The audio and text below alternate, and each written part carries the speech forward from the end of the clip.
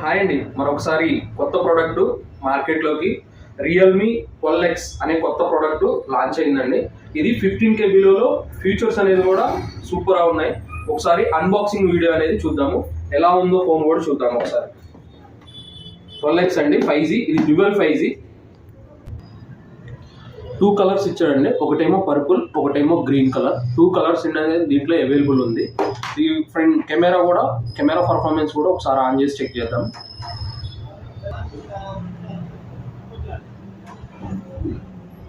Camera ఇది back camera అండి, ఇది ఫ్రంట్ కెమెరా.